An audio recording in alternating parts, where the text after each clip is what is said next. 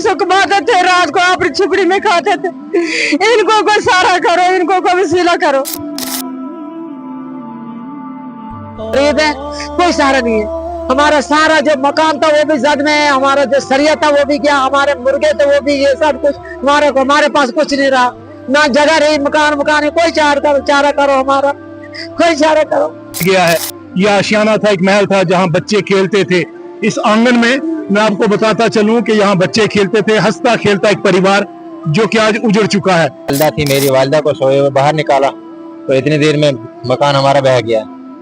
अब कोई हमारे पास ऐसा सहारा नहीं है। जमीन भी हमारे पास इतनी थी, हम 5 भाई हैं, मेरे पास जो भी था यही था। यहाँ पर इस वक्त मैं बैठा हूँ, ये हंसता खेलता एक परिवार अपने आशियाने में रहता था, अपने इस महल में रहता था जो सैलाब की जद में इस वक्त जो है वो बह चुका है। और ये माएँ अपने बच्चों के लिए इस वक्त रो रही हैं। ये माएँ इस वक्त रो रो कर पुकार कर रही हैं। ये मंजर जो है ना दिल को चीर देने वाले हैं। जी जी जी, सहारा नहीं है, ये बेकार है। ये 3 महीने को कोई सहारा नहीं है, दिन पर कोई वसीला। कब की बात है, क्या हुआ था उस दिन, आप वो बताओ मुझे बता दे, मुझे नहीं। तो आप बताओ ये पूरा मामला किस दिन हुआ, रात को क्या मसला हुआ, आप कैसे अपनी जान बचा कर निकले। ये घर गिर गया है, ये आशियाना था, एक महल था जहाँ बच्चे खेलते थे। इस आंगन में मैं आपको बताता चलूं कि यहाँ बच्चे खेलते थे, हंसता खेलता एक परिवार जो कि आज उजड़ चुका है। यहाँ पर आज हम पहुंचे तो इन लोगों ने बताया कि हमें 3 दिन से खाना नहीं खाया था और यहाँ पर हमारे जो नुमाइंदे हैं वो नहीं पहुंचे हैं। आज यहाँ पर कुछ लोग जरूर पहुंचे, लेकिन अफसोस की बात यह है कि हमारे ये तबका जो है जो कि BPL जुमरा में आता है, उन लोगों का पुरसाने हाल कोई नहीं है। सैलाब ने तबाही कर दी है राजौरी और पुंछ में। मैं इस वक्त राजधानी के इलाके में हूँ और हमारे साथ एक नौजवान है, हमारे भाई, इनके वालिद की वफात हो चुकी है। वो अपना गुजर बसर मजदूरी करके करते थे, एक आशियाना खड़ा किया था, वो आशियाना बिल्कुल अब ढह गया है। मैं अपने साथी से पहले गुजारिश करूं ये थोड़ा सा दिखाएं।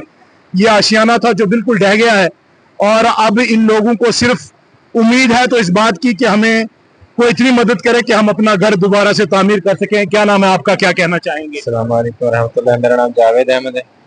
19 तारीख को रात को 3 बजे जिस टाइम ये फ्लड आया तो मेरी वाइफ जाग गई। तो वाइफ जागने के बाद ठीक हम लोग आधे घंटे में ही जितनी देर फ्लड आया तो मेरा बाथरूम था, यहाँ बाथरूम भी चला गया। जब बाथरूम हमने गिरते देखा तो हमने सोचा कि घर की भी आप कोई उम्मीद नहीं है, तो 20 बच्चों को बाहर निकाला। वालदा थी, मेरी वालदा को सोए हुए बाहर निकाला तो इतनी देर में मकान हमारा बह गया। अब कोई हमारे पास ऐसा सहारा नहीं है। जमीन भी हमारे पास इतनी थी, हम 5 भाई हैं, मेरे पास जो भी था यही था। 2 कमरे थे मेरे पास, बस यही थे। अब मैं अपने बच्चों के बारे में सोचूं या अपने आप के बारे में, तो इससे ज्यादा अब क्या कहूँ, जो है सामने है आपके हालात। बाकी ऐसे हालात तो कभी जिंदगी में हुए नहीं। चलो आज अल्लाह का शुक्र है। उन बच्चों को किसी ने नहीं बोला कि आप चाय पियो, आप पानी पियो या अंदर हमारे घर में आ जाए। इतनी बारिश हो रही थी, किसी ने नहीं बोला। हम रोड में खड़े रहे, जब तक लो थी हम रोड में खड़े रहे। फिर हमने, हमारे पास कुछ नहीं, जब हाशिम हमारे पास पहुंचे उनने बोला आप चलो हमारे साथ स्कूल में, चलो हम उधर आपके लिए कुछ राश करेंगे। फिर हमने उधर कमरे मुझे भी दिए, इनको। अभी आप कहाँ पे हैं, अभी कहाँ रुके हैं? पंचायत में रहते हैं, पंचायत घर में।